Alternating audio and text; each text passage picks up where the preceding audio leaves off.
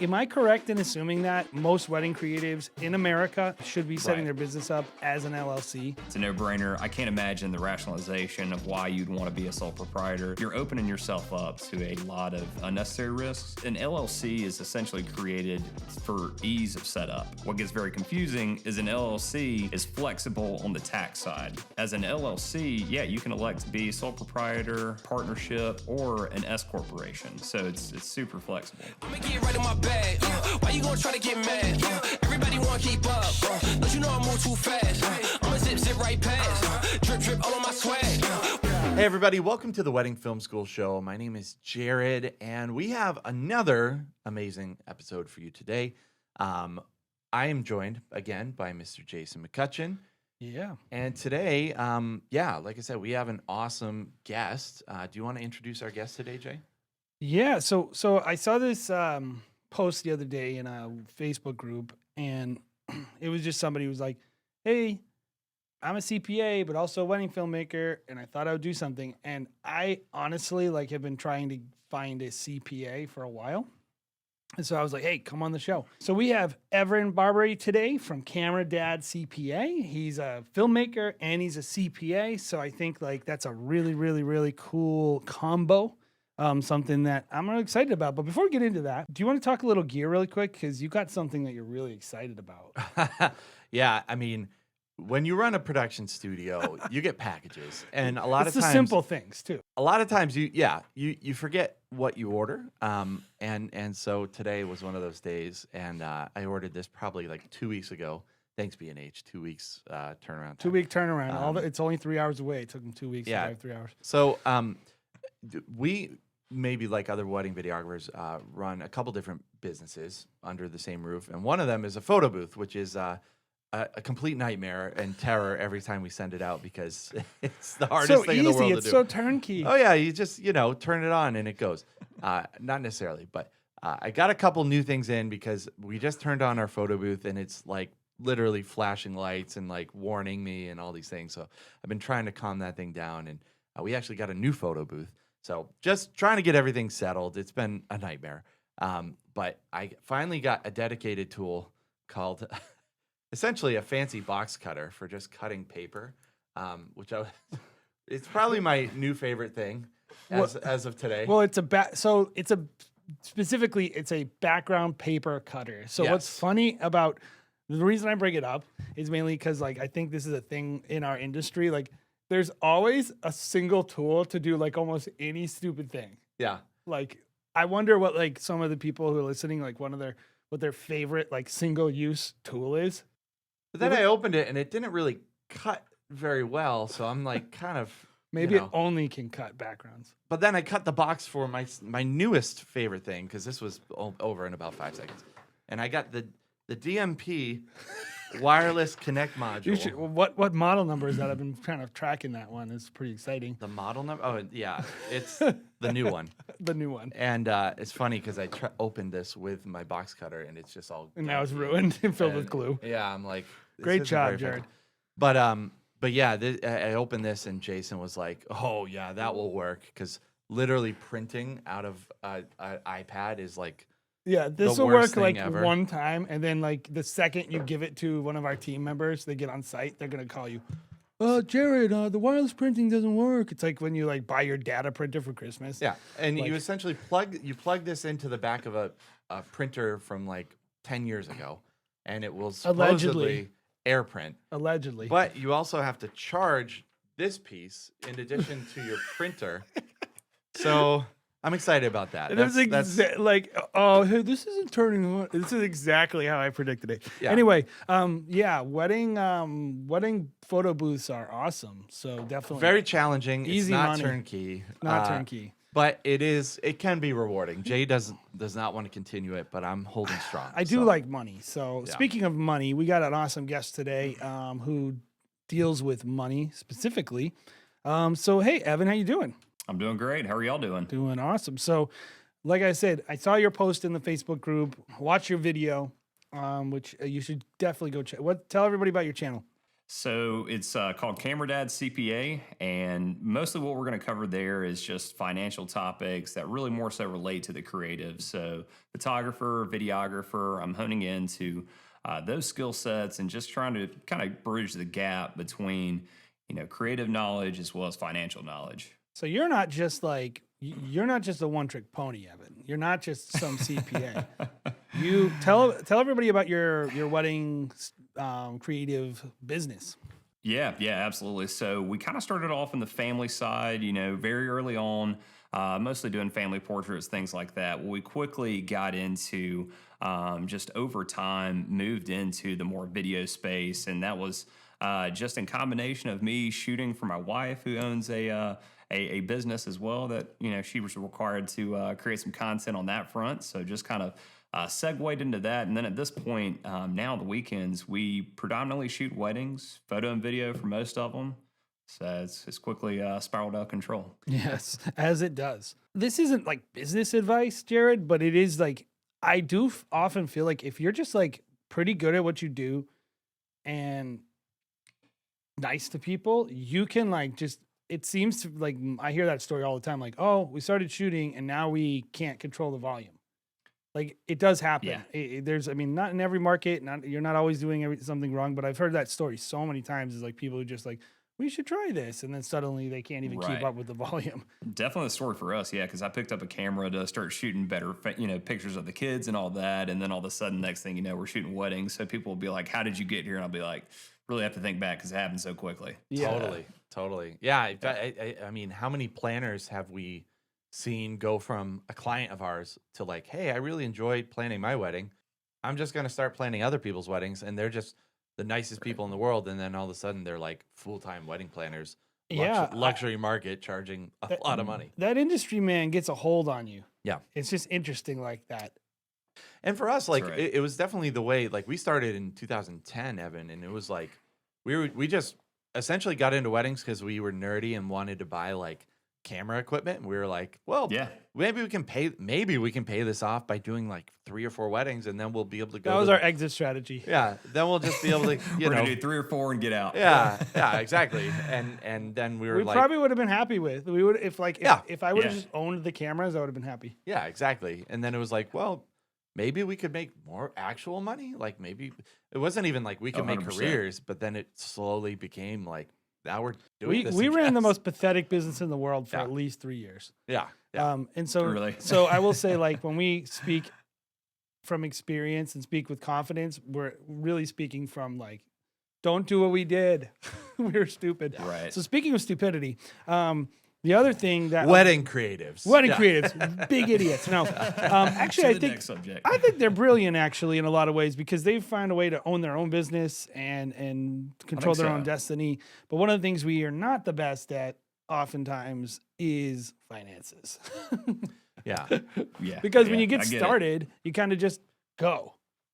You want to make what you want to make, and that's it. So and when it comes to kind of the important things, it's like, we don't really look to become good at it or look for help until it's like, I need this person or I need this thing. Like, so I think that's a benefit of your channel in my mind, Evan, is like, creative. If you're at home and you're like, I'll get to that later. I'll get to my, CPA business. I'll get to my, lawyer at a later date. Sure. Not putting it off until you absolutely need to look for it and get this squared away. Why don't we really quick not assume everyone knows what a CPA is? Sure. What is a CPA? Why don't you kind of define what that is?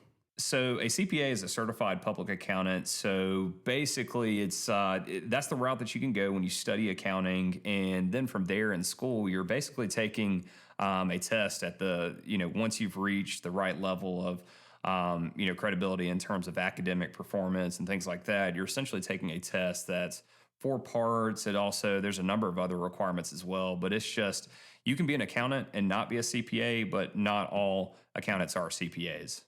So it's just kind of a designation that's given to people that have passed that exam and are said to, essentially know what they're talking about. Well, and are you legally required to like actually do a good job? Yes, yeah. I mean, so if I were to go and do a bad job, yeah, it can come back to haunt me for sure. It's kind of similar to a lawyer, and then that they could get Or a disbarred, but I could fiduciary. also lose my license. Yeah, yeah, that's right. That's exactly right. And we'll get into some more of that as well. But yeah, you definitely there's a lot of requirements. Personal liability as well as they can come after your license as well. I don't understand why more people don't just get a CPA. Like, it's not that expensive. Yeah, it's really not. And that's honestly sometimes my biggest advice because it depends on the route, you're going with this. If you've got a business and in the beginning it's sometimes easy, sometimes not. But worst thing you can do is let it run for 5, 10 years and then all of a sudden you've got this mess. So, in a lot of cases I do feel like that's the right route, but you can definitely take kind of some steps in the meantime. Just to kind of prepare you to talk to that CPA and all that stuff. And, like you guys were mentioning before, you definitely get into this scenario where even I found myself in where I'm like, I'm going to do this as a hobby. And then all of a sudden, we're taking on pretty big wedding clients and things like that. So I think that's just the natural progression of a good creative is that you go from 0 to 100 really fast. All of a sudden you might be shooting a family portrait and the next thing you're shooting a $6,000 wedding or so. So Yep. definitely unique to creatives, I think, in that space. Well, like adding $60,000 to $100,000 of income to your like life is not a small thing, It's and not. No. you need to make sure that you're doing it the right way. So I think a CPA is great. We've had a CPA for many years. Different Sure. some we definitely have escalated our usage. Now we honestly talk to our CPA 2 to 3 times a month now. Right. They do everything for us on a monthly basis. They help us with our payroll. They help us with our financial planning people. They don't do all the things. They just make sure that like, this is the person you should work for, and they work with me, and they'll make sure that like your 401k is tracked properly, and it's Absolutely. it's so much more than just do your taxes at the end of the year. The more your business grows, I literally don't think anyone running a business that's making over $500,000 can do the finances. No, yeah. I think you exactly. need to 100% agree. because when you're doing finances, this is just one of our things we'll always talk about on the show. Whatever you're doing, you're choosing not to do something else. 100%. Yeah, you've got to sit there and evaluate because even for me, I mean, it can even come down from an editing perspective. We don't come across this a ton in the wedding space, but let's say you're doing some Fusion graphics or After Effects Fusion graphics. Yeah. I edit in DaVinci Resolve. So, Nice. but it's one of those things where you just got to sit back and do kind of an analysis. Like, does it make sense for me to try to learn this and do this right now? Same thing on the CPA and what's the side. risk? The risk with Yeah. anything financial is very. Last year, I'll give a little story. The CPA tells me about these things, and sometimes I do them, and sometimes I don't. And I went to my unemployment tax area for the state. Yeah. And I was like, oh, shoot. And I was like, oh, I got to pay this $8,000 tax bill. Like, luckily, I mean, we just had the money aside, but like, I totally forgot about it. And for some people, like those kind of little things popping up in your business can really, really hurt you. Sure. Do that for 5 years in a row, and then you're really screwed.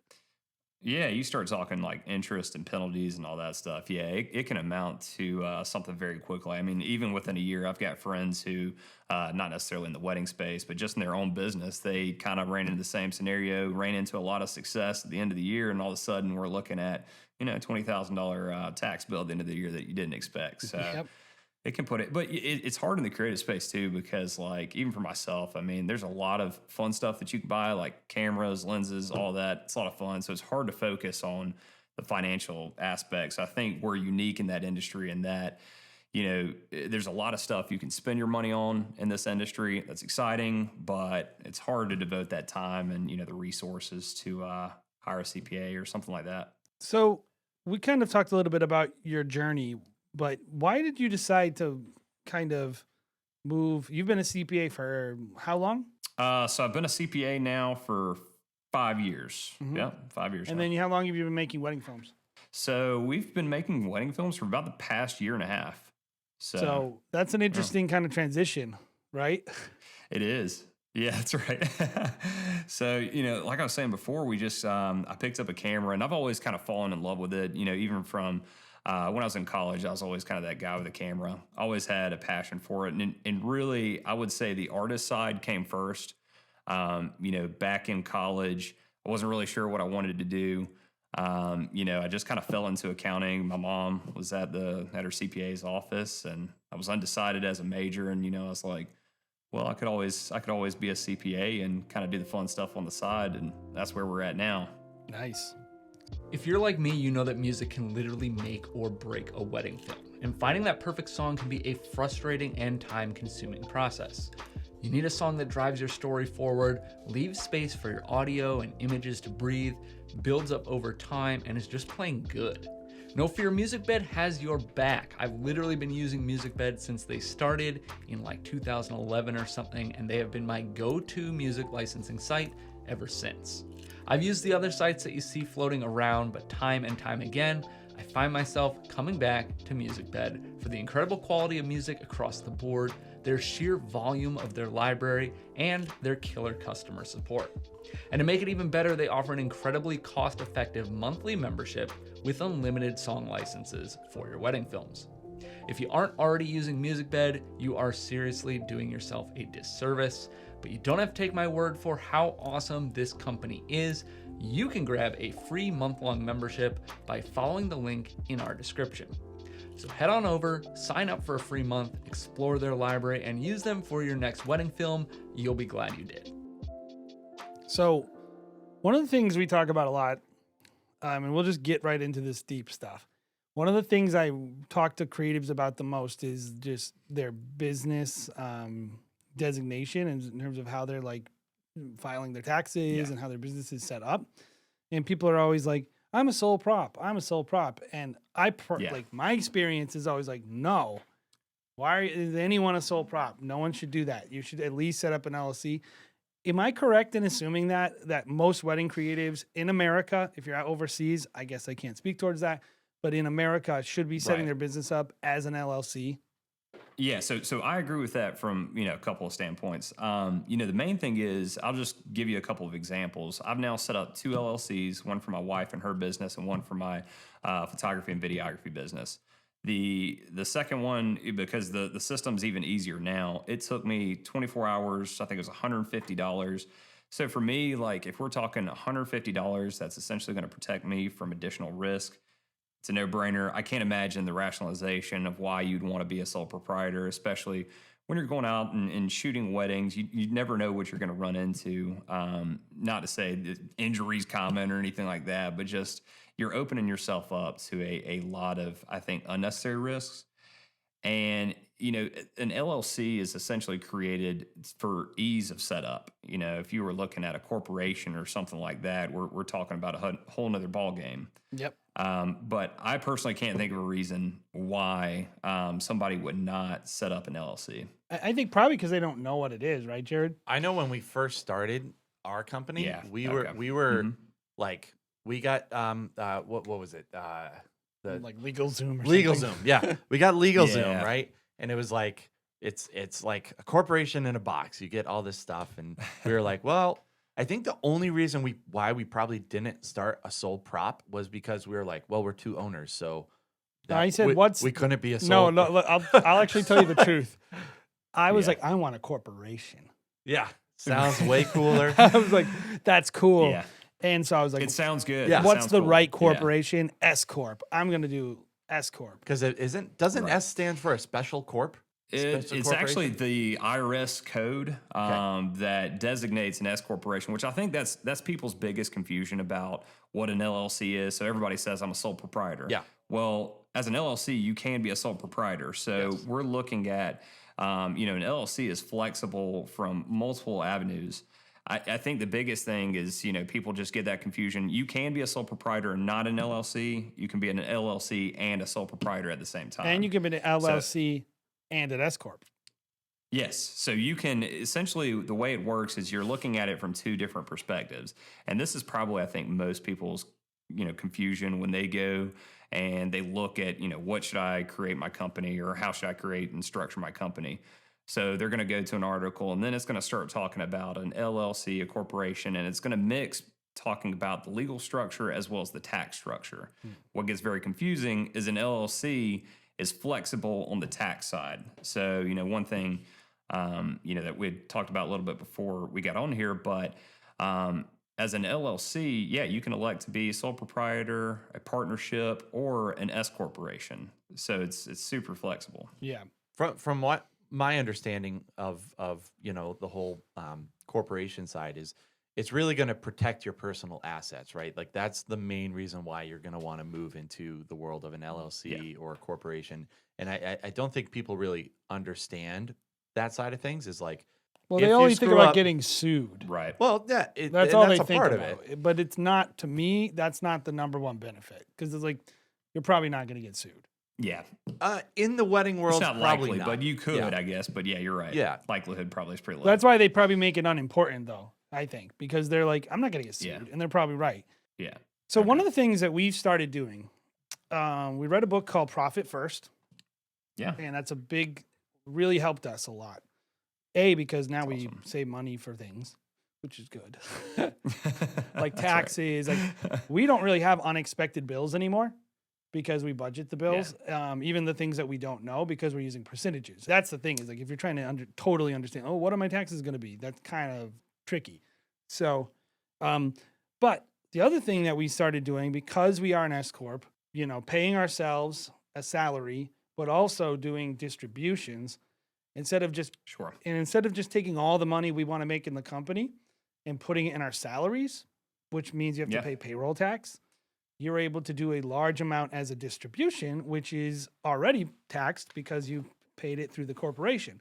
So that, and if you're hearing what I'm saying, maybe you can make that simpler for people. But is that a structure that could work for more wedding creatives if they understood how to work it?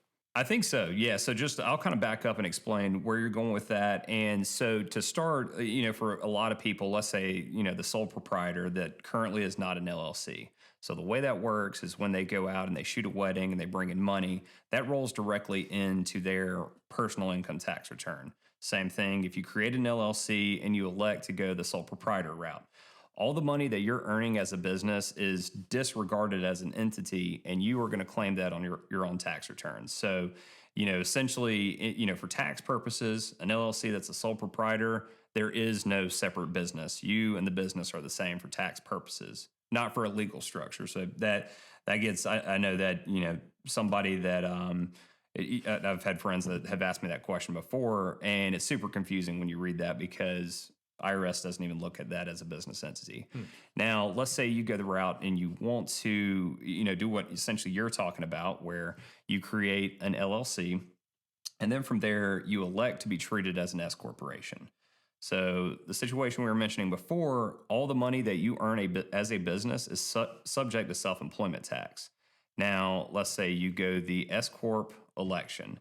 Now you have, the IRS does look at your company as a separate company. It'll have its own tax return, and you essentially are an employee of the company. So then from there, you're making the decision to pay yourself a certain salary, and that portion is going to be subject to self-employment tax, all the taxes. Right. Unless And you have then multiple from there- owners, in which case you just pay payroll tax. Yeah, that's exactly right. So payroll tax. So yeah, if you're the owner yourself, it looks different. But yeah, if you have actual employees, then it looks differently on that front. And then from there, the distribution in excess of what you're paying yourself as a salary, that's where kind of the tax benefit, boils down to. So you're able to pay yourself money that is considered a distribution, and that is just essentially subject to less taxes. Yeah. And so And, yeah. is there any reason why other people shouldn't or couldn't be doing this? Like, what's the catch? So the catch there, I would say, is complexity. But, like we had mentioned before, you're more than likely, when you get to this point and you're at that level in your business, you're more than likely going to have a CPA anyways. But, I will say the only catch to that is, like I mentioned before, complexity. So you're now filing a separate tax return. So I think, the biggest caveat there is going to be somebody that maybe does this as a part-time wedding filmmaker. I feel like there's a decent amount of people in that space. The less money you're bringing in for your business, obviously, the less amount of tax advantages and savings you're going to have there. So you're going to have to figure out, does it make sense to go through the complexity of that, hire a CPA or a financial advisor? And, that's just something you're going to have to make the call on, because one of the other aspects, you have a separate tax return for your company. Then you also have to file payroll tax returns, even if you're a single member LLC or a single member S Corp. So at that point, you're now filing a separate tax return, payroll tax returns, and then the IRS kind of has a hot button in that regard, and that's what you're paying yourself as a salary, because they're smart and they know that They know the you're going trick. to want to say. They know the trick. They know that you're going to want to say, "Oh, I make $10 an hour. I'm just clicking a button and all that stuff." Well, they're going to come in and they're going to say, "You're doing some marketing. You're also out shooting. You're a boss. You're running a business. You're probably making, let's say, $100 an hour." They're going to try to push that up as much Well, yeah. as And they possibly can. here's the key with all finances: don't be greedy. Yeah. Yeah, Like, Yeah. right. just be reasonable. People will definitely Right. push it. I think the wording technically is give yourself a reasonable, Reasonable salary. salary. So it's Reasonable like- salary, which means it's funny when they say that, because everybody believes they're reasonable, Yeah. right? So Totally. you never meet somebody that's like, "Oh, I'm unreasonable." Yeah. So Yeah. Well, I think that's the tricky thing there. it comes down to like the way we do it, and I'm not a financial expert, but we haven't been audited or sued, so Yeah, that's good. yeah, is we pretty much go, okay, we look up photographer, what is their average salary, which is what they're going to do. Right. I mean, that's, you set your salary, and it doesn't matter if I want it to be lower. I'm not going right. to do that, because the government is at least smart enough to go and Google search average salary of photographer.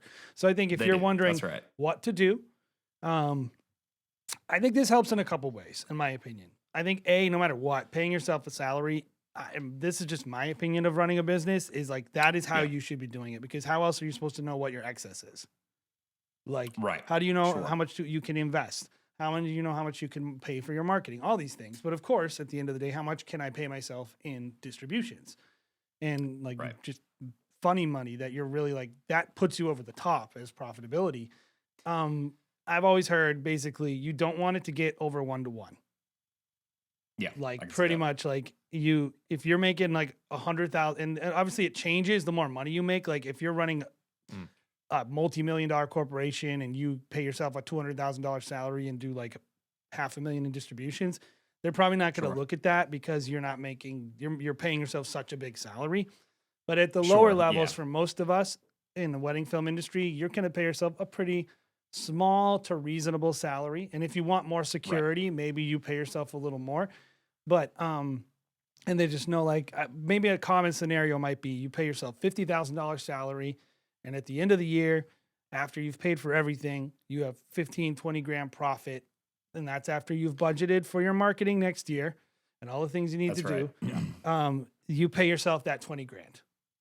Like, Sure. that's a very common scenario. If you're wondering, how does that work itself out? Something like that is probably how I see it working for a lot of wedding creatives. Maybe you're pulling in 120 grand gross. And it gets even simpler for, you guys, I think, have multiple employees and things like that. I think for the vast majority of filmmakers out there, they're going to probably be the only employee of their company. I think, that's certainly going to vary. But then that at that point becomes very easy, because you're not dividing that by your partners or, owners of the company. And it's very clean cut and easy to see, especially if you have a separate business checking account or something like that. You're able to monitor what that cash is, as well as if you're budgeting, you can very much so see the ups and downs of that amount, which, I think that's another, just to kind of hit on that a little bit. And to even allude to what we were talking about before with LLCs and all of that, as well as just being able to separately manage your finances, is keeping everything separate. So an LLC is only going to protect you if you keep everything separate. Wanted So to that's ask just him kind that of one. a point there as well.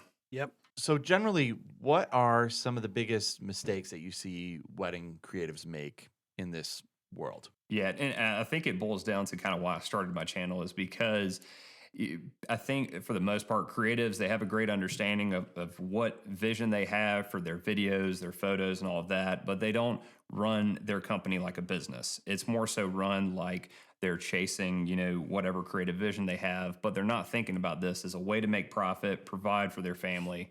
And, if you run it from the perspective of you're running a business, you are trying to generate a profit, that you can do both. You can create great wedding films, but you can also, take the same measures that most other businesses take in budgeting, having a strategic objective as you move along. So that very much so puts you as a future focused company instead of just chasing what the next gig is. I love that, future focused company. That's a great way to say it. Yeah, That is great because essentially once you figure it out, I think people think of it as like, oh man, I have to do these numbers every single year.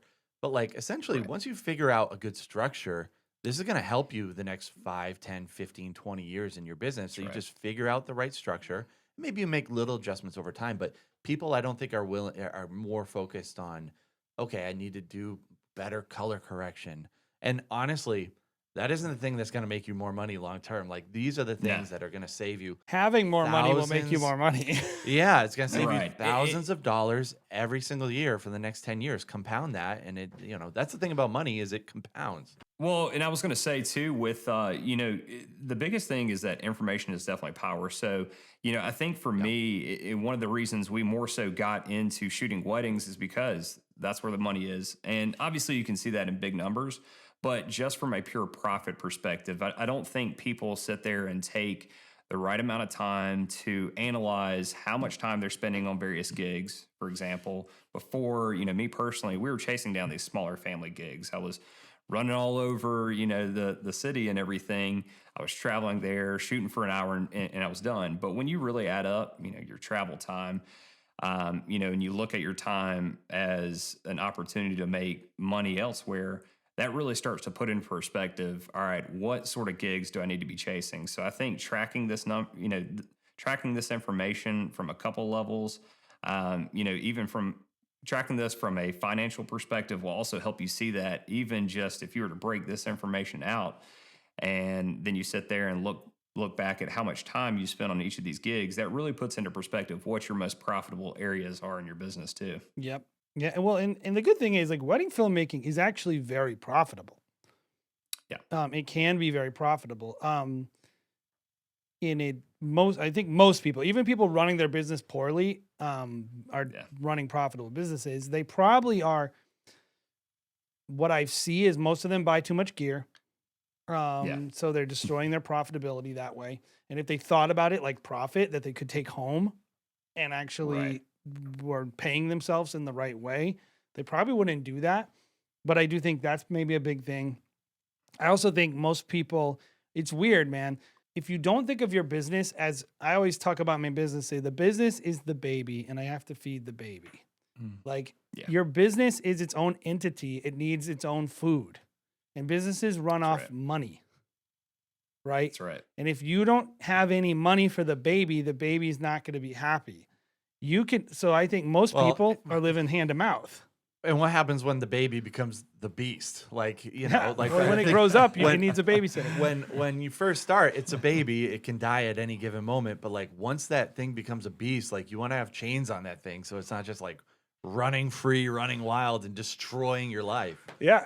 It can turn to bite you. Employees to think about. And I mean, you've got a lot to think about in that regard for sure. So it's, and it, like we mentioned before, I think if you're doing, what you're doing well, it happens very quickly. And all of a sudden, most of these creatives all of a sudden find themselves in these positions where, they've got maybe a couple employees and they're shooting, who knows how many weddings per year. So it just very quickly happens. I find that most people, they're wanting to run a very simple business. They want to make as much money as possible. That's great.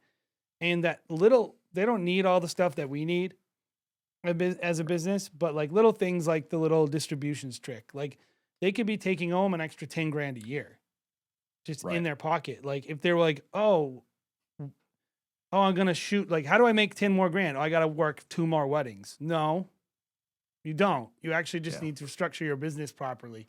Well, I can't afford a CPA. Well, you could if you had 10 grand more. Right.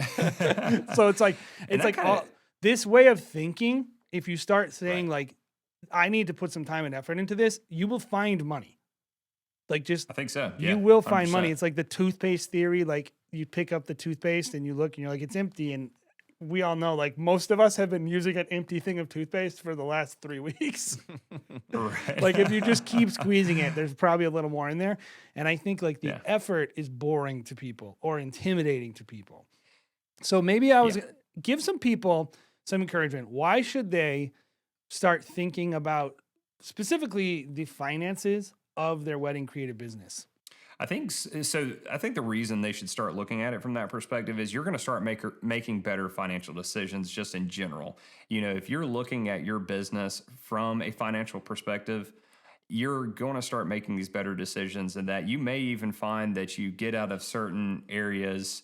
You more so focus on certain, let's say, demographics in terms of, or I should say geography. So you may find that you focus on certain geographical areas. I think overall as a business, if you make smarter decisions, that's going to not only affect your company, but also your work-life balance.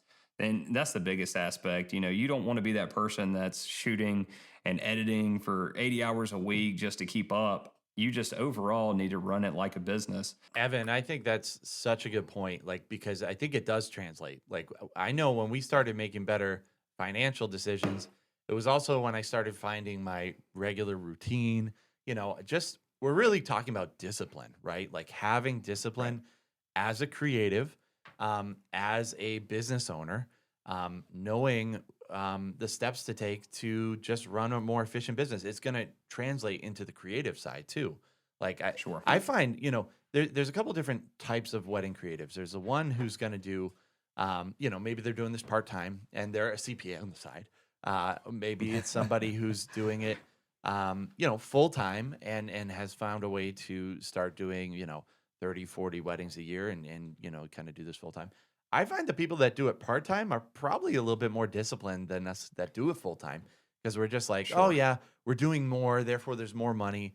But the guys who are doing it part-time, they're like, hey, I have a smaller pot. Maybe I have to be a little bit more disciplined, or maybe I'm in the business world working, you know, a full-time job, and then I'm also taking on this additional work. You have to be more disciplined because you only have a set amount of time to edit, to shoot, and do whatever. That's my personal experiences. I found the people that have endless time, like have a full off season, you know, you become a little bit more complacent with your time, right? And I think so, yeah. I think people should be like what you said, work-life balance. I know what you mean, and I know what I mean, which is like Right. not letting my work dominate me to the point where I'm not able to put things into the right order of importance in my life. I always say I prefer to say work-life boundaries. There you go. But because life never feels in balance. But when I hear most people say work-life balance, I'm like, most creatives are out of balance with not working enough. Yeah. And so like they spend no time on their actual business. They don't do marketing. They don't have a CPA. They don't plan. They don't budget. It's like, you're telling me you want, and it's like, all that means to them is travel. Yeah. That's pretty much what it I means. agree. It's like, oh, I'm going to go get paid this massively profitable career. Then I'm also going to buy really nice clothes and I want to travel. Work-life balance. Right. And it's like, oh, I mean, I think that's a great goal, by the way. Like, if you can make enough money, awesome. Like, I'm not criticizing anyone, but I will say, first things first. And until you can get your financial systems to work for you and not you working for them, that is what we're talking about here. And there's effort that needs to go into that. There's time and work. So I was going to say, what is like with wedding creatives, photographers, videographers, what's like one of the biggest tips, maybe a couple tips you would give them into keeping more of their hard-earned cash? And of course, budgeting is one of them, but what's one of the tips you would give them? So in terms of the tips that I give them is, you know, have a more structured approach, because I think overall we see the latest flashy camera lens, something like that. And we want to chase that down because that certainly in some aspects helps us chase our creative vision. But I think having a more balanced and structured approach to that, to knowing what you're going to spend on camera gear And also taking, one of the things for me recently that I kind of did an analysis on was a NAS or a network attached storage. So I was constantly running out of space. Yeah. You and So I Jay would finally be got best one. friends. Yeah, so in that's kind of an example of where you can take the I was spending a lot of time copying files and Time things is like money. that. You're losing Yeah. $100 an hour doing that, fool. That's 100%. So if you look at your time as money, and I'm sitting here doing some administrative tasks, I'm backing up the multiple hard drives, I'm taking a hard drive over to a friend's house, something like that. That was a good example of where it was an easy decision for me because you just sit down and you look at this investment and you see how much time is it going to save me. All right, well, if I'm normally, let's say, charging $50 to $100 per hour, and I'm saying that I'm spending, say, 3 hours per week backing up something, I mean, on average, let's say that saves me $150 per week in time. That's time that I can be editing, I can be serve my clients. And that would just be an example of looking at areas in your business. And this doesn't just have to be from a financial perspective. You can look at your business from every hour that you spend working, look at what you are doing during that time frame and figure out more efficient ways to run your business. And then you can learn to do things like, conduct a cost benefit analysis and see if it makes if it's a smart decision to move forward with. I cannot tell you, we could not run our business without a NAS. And it Yeah. seems stupid when you think like, well, why do you care? Why am I willing to drop $8,000 on my storage? Right. Because liability. So these are the two things I think everyone needs to be looking at is what will cost me money and what will save me money. And of course, what will make me money. I think those are the three things. It's like, if I lose my footage, how much money could I lose? Yeah. $500,000 easily. Yeah. So is it worth saving for 3-4 years, by the way, not 1 year, saving $2 million to spend 8? Of course it is. Anyone would do that. And so the other thing is, how long does this take? It can take 8 hours of dumping footage, but I want 3 copies. Right. Do I want a guy sitting there copying it 3 times? Do I want someone spending 5 days uploading? Do I want to keep a browser window open? So uploading something to Google Drive? No. That it's just like, okay, Google Drive. Yeah. Do you want infinite storage? You want to buy the Google Suite? Oh, I don't want to pay for 5 seats.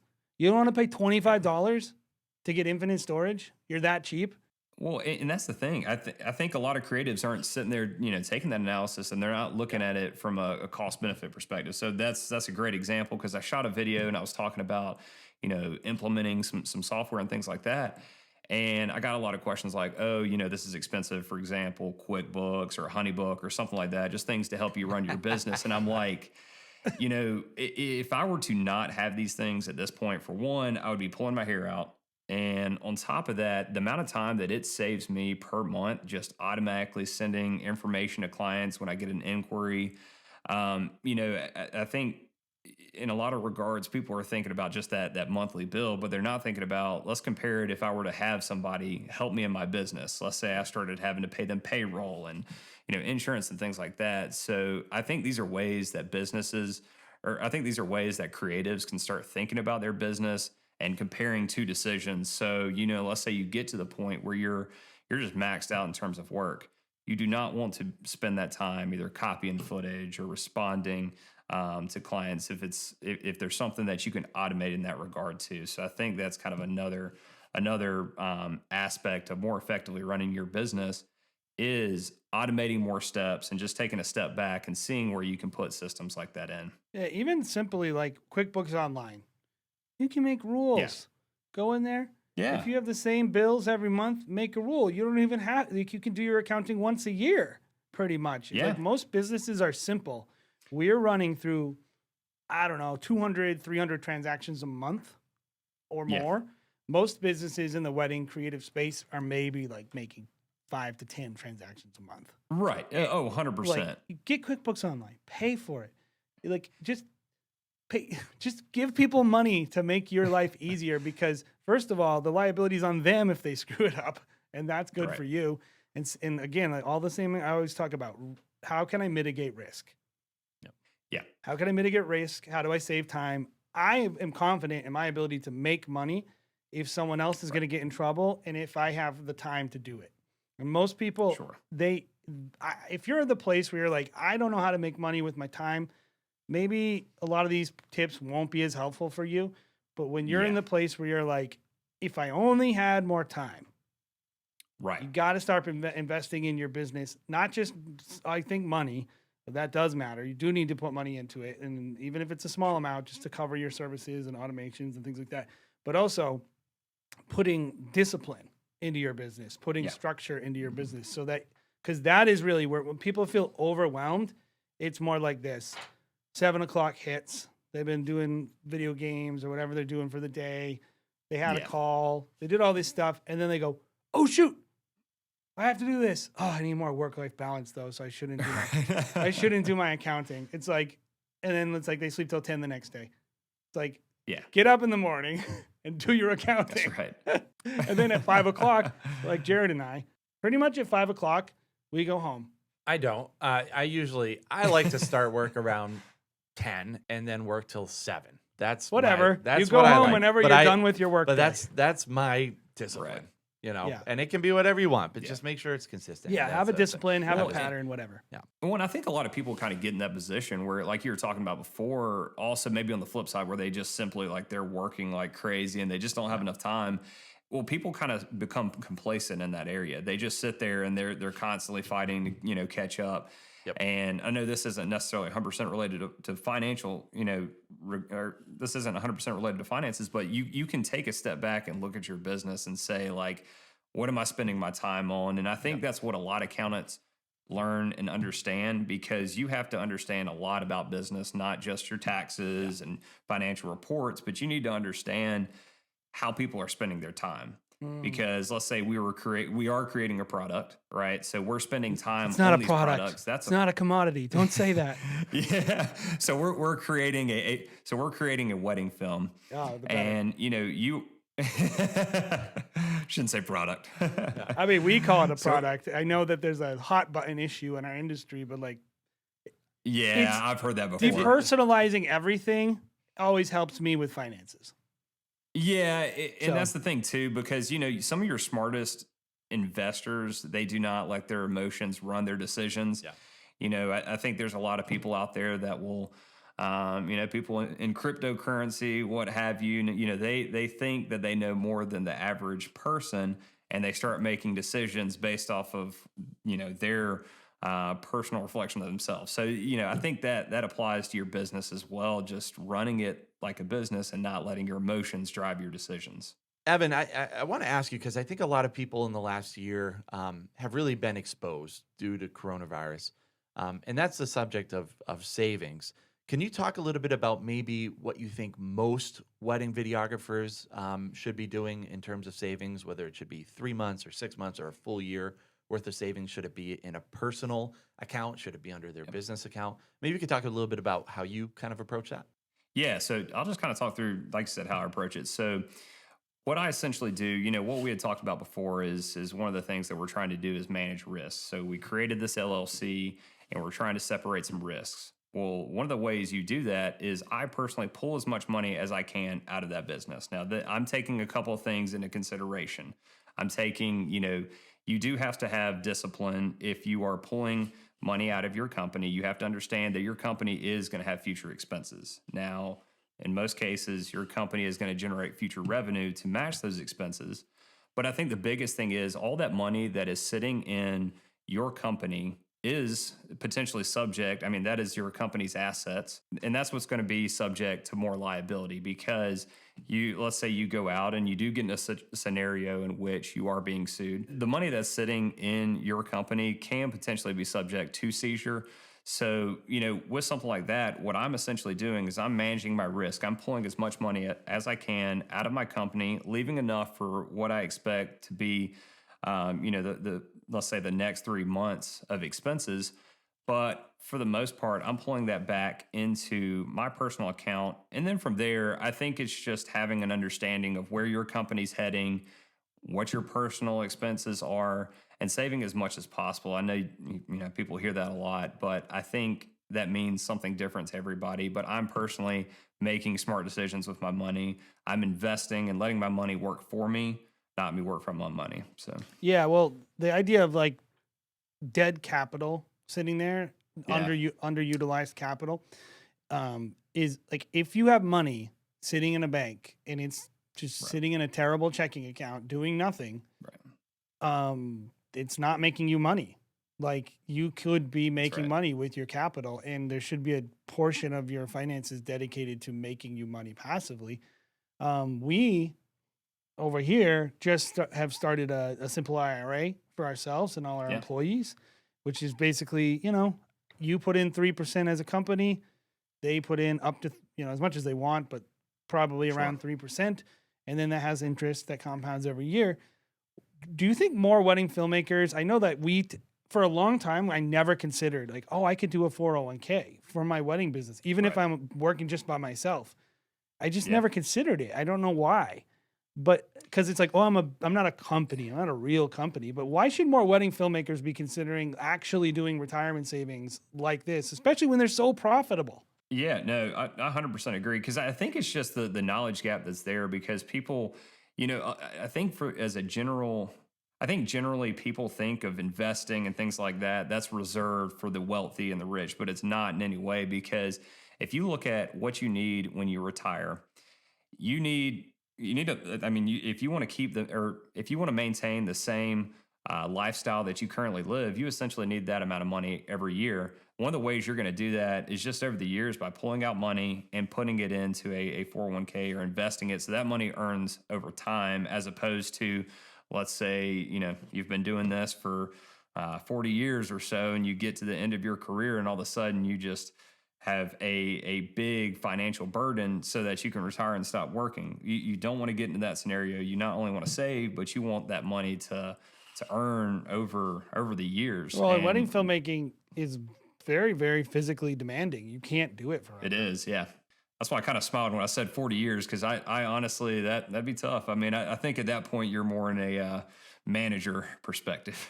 I always feel like here on the Wedding Film School show, we're kind of like, I don't know. No, I'm not trying to like toot our own horn, but I always feel like we're like the wedding film dads.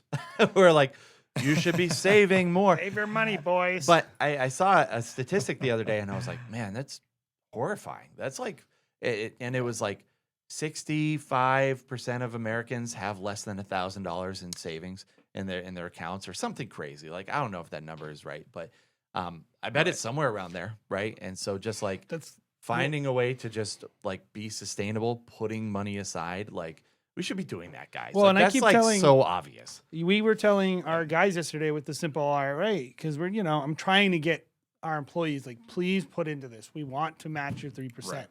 Don't be like, don't hold your money back. And most of the people that work for us, and I think also most of the people that work in the wedding world are like early 20s. 22-year-old people. Yeah. And we say like the statistic of like, if you put like basically around 10% of your money away from 22 until you retire, you will have $1 million in savings by the time you're 65. 100%. If you are, That's right. especially if you put it into like a high yield account, like an IRA or something, and anyone can do this.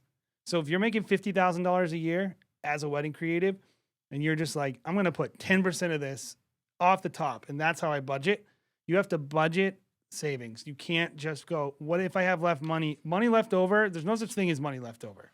Well, and that's the thing too, and of course, speak to your financial advisor on this. Just a little disclaimer, but one of the things that you can do very early on in your career is that you can take on more risks. So let's say I'm 25. I'm 25 years old. All right. Well, I need this money, and let's say I want to retire when I'm 65. Okay. Well, I can let that kind of ride the wave of the ups and downs of the economy as we've seen, in the last year. I'm sure a lot of people that had investments were scared at one point. But now they're happy. In general, yeah. I mean, if you're buying, you're happy. So, if you ride the ups and downs and you just look, I guess, as in general, stock goes up and down, but overall it goes up. So, if you have that long-term perspective in not only your company, but in investing, you're going to make better decisions and you're going to have a forward-looking perspective instead of looking over the next 1-5 years. I think it's good to have a short-term goal as well as a long-term goal, but the retirement stuff definitely falls into that long-term goal. And I think that, not investing early on is probably one of the worst decisions, because you're going to get to a position where, let's say you've lost out on 20 years of investing, and you can do it right now. You can go to, you just type in retirement savings calculator. You plug that in and you see how much you're going to need for retirement. It's kind of scary, but I think it's a healthy fear, and just understanding that you need to be pinching your pennies where possible. Well, wedding filmmaking is one of the best industries to save for retirement, because it's so profitable if you do it right. Yeah. And so you're able to put aside that money to, you have your money to live on, which is your salary. You have your bonuses, which I think could be used for like buying houses or high risk investment. And then you have your savings. And like very few businesses allow you to run a business that's profitable enough to parse your money out like that. And so that's why we love wedding filmmaking, and why we always encourage people like, hey, this is a great industry to get into, because you can actually make enough money, control your money, and actually like, it's not going to demand as much out of you resources wise. It will demand a lot of time, but it doesn't demand as much financially. And so it allows you to, if you're willing to put the time in, you can actually do a lot of really cool stuff. Yep. Well, because, and that's the thing. I mean, we're putting in time, as opposed to, we're not creating a product. So we're not putting materials in. Time is the function of what we're creating. So, that's why it's so profitable, depending on how you look at it. I mean, I do recommend that people look at their time as a cost, because, like we were talking about before, every hour that I spend on one thing, I'm not doing something else. So, looking at it from, that perspective. We always talk about opportunity cost on the show. It's such a big thing. Yeah. So I actually covered that last week. And I think that's, something that's great for wedding filmmakers to understand, just because, if you're doing, and you're early on, it's one thing to take on opportunities for exposure. But as time goes on, every opportunity that you take on, I mean, that's essentially time that you could be making money as well. So it's just, you got to take that into your strategic approach for running your business. So, Evan, do you have any resources, or maybe even like a good book that you would point people towards, either reading or a piece of software that you would consider or recommend people downloading? Yeah, I mean, I think overall, just, one of your biggest resources, like you had mentioned before, the software that you're going to be using. So, one thing that I've found is just QuickBooks in general, and you can replace that with whatever name of software you're using. FreshBooks, there's a lot of them. Yeah, there's a ton of them. I'm not partial to any of them. That's just the one I've chosen. But overall, that's going to be one of your biggest resources when you're setting things up, because, I mean, that is their product, and their goal is to make it as easy as possible on you when you're putting your information in. So I think initially for a lot of people, it's just going to be having the foresight to set something up and a system in place. And in a lot of cases, those are going to guide you along the way. Even the tax software that you end up using, that's going to guide you along the way as well and point you in the right direction. So that would be my biggest piece of advice. And then, if you get plugged in with a CPA or something like that, they're going to be able to point you in the right direction further on, making decisions, getting to the right location. Definitely. What about you, Jay? Profit First is not a book that I would say is a replacement for a CPA or anything like that. But what I do like about it is like, it gives you a very simple strategy that will help guide you. I do know that the one thing I'll say about Profit First is you need to make sure your CPA is on board with it and understands what you're doing, because they do not like it when you start breaking your money into all these bank accounts. Like, CPAs have a certain way, and a lot of CPAs are stuck in their ways too. And so, like, yeah, I agree. You have to advocate for how you want to run your business. My opinion, for wedding filmmaking, it's a simple enough of a business that that doing something like Profit First is very effective. And just having that conversation with your CPA and saying, this is what I'm doing and how I'm doing it. They'll say, no, I'm not going to work with you, which could happen.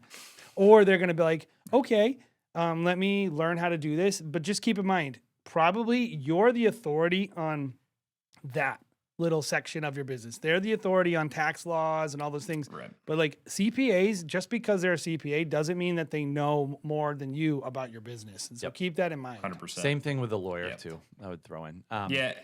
That's right. You've got to find one that works for you. I mean, you know, like you said before, CPAs are going to have different personalities, and you need to have one. And I'm not advocating for, you know, any specific CPAs or anything like that, but just overall, you need to find the right one that works for you and that understands, you know, maybe even the industry as a whole. They're out there, and I don't think all CPAs are going to be right for everybody. So it's just one of those things. Like when you have to pick the right one. Yeah, advocating for your own thing. You don't need to be like, I'm dumb. I don't know anything. I can't tell them what I want. No, if it feels wrong, Right. you need to say it to the 100%. CPA and let them know. And they're not like, in my experience, that's how I've gotten ahead. Is I've been able to explain people and I get what I want. But what about you? Yeah, so the resource that I would probably point people to goes to the structuring of a person's business, because I think that is a hard thing for a person to decide, that really only you can decide. I mean, I know our lawyer is always like, you guys shouldn't be an S corporation because there's too much, and you guys like there's too many things that He are wants to involved. save me $1,000 or something though. Who cares about Yeah. $1,000? So we would even disagree with our own lawyer about what we should be. But you need to be the Right. person deciding these things. So educate yourself. The book that I would recommend is Start Your Own Corporation. It's a part of the whole Rich Dad, Poor Dad kind of series written by Garrett Sutton. He That's has a podcast too, right? I believe Rich Dad, Poor Dad kind of has, the Rich Dad, Poor Dad advisors have a podcast out there. I haven't listened to it. Me Have you? either. Yeah. Okay. I'm not advocating for that. Listen to it. We don't care. Yeah. But yeah, that was really the book that helped me decide and realize the potential of what our corporation could do, and so change our perspective. It's been great. And this is what I'll say. Nothing has made my business more fun to run than being more profitable. Yeah. That's Right. what I'll tell you. And Yeah. like being more profitable, because profit, it's not about being rich. It's about Right. being safe. Yeah. Profit Yeah. means safety. Profit means security. And so for like, if you're a person who's dealing, most people I find they're like, I need work-life balance. What they're really feeling is the pressure. And I will That's say, like, getting disciplined in this area will relieve pressure. It'll make suddenly you won't be burnt out anymore. You'll have a good time again because you'll be thinking like, that person says no to you and you go, man, I got plenty of money coming in, and like all the things that come with having the safety and security of running a profitable business. Well, and that's the thing. Like you know, one of the things you were talking about, profit, I think in general has just this negative connotation in general. But the thing is, that's going to allow you to do this for the long haul. And that, you know, you see people that are charging not what they should be charging for a wedding film. And I'm not talking about people in the beginning of shooting videos. I think that there are a lot of people in general out there as an industry that aren't charging what they need to.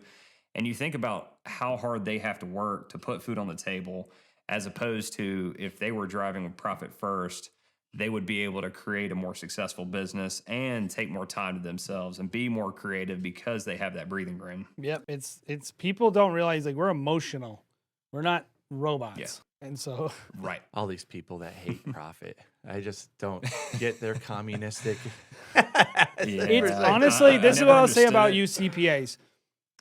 Not you specifically, of course. That's okay. That's fine. But CPAs have gotten in such a lurch of trying to get rid of everyone's profit that they brainwash the whole world to think like you should get rid of all your profit. And it's like, it's ridiculous because like really, or people are like, oh, look at Amazon. They weren't profitable for like X amount of, they're being pumped with capital. It's not the same thing, guys. Yeah. Looking at a lot of people say that, but they're not understanding that, you know, research and development goes into companies and all of that's kind of running through their company in the beginning. That's a more long term. That's another topic, but you know they're doing a lot of things to set them up for a long term approach. Evan, we certainly have to have you on again, and I'd love to. I'd love to hear and direct people towards your YouTube channel and as well as your wedding films. Maybe tell people where they can find you and learn a little bit more and dive into kind of very specific topics. So just to be clear, I'm not selling my CPA services in any way, but what I'm going to be doing in the future is posting more videos, bridging the gap between the financial space as well as the creative space, and just giving more information and resources through video content. Very cool. And I can tell you from my own personal experience or lack of experience, finding people that are, talking about the subjects and broaching the subjects you're talking about, it's much needed. So thank you for what you're doing, man. I think the channel's awesome. Absolutely.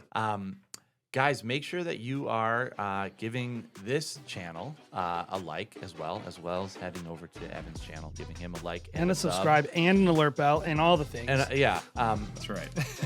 it goes a long way. We certainly appreciate it. Make sure that you are checking out other episodes of Wedding Film School. We're currently doing a series on why your business plan sucks, and it's really interesting. If you've been watching, the Wedding Film School show, we like to tackle the hard things as well. We like to talk about businesses as business structure. Kind of the things that take a little bit more discipline.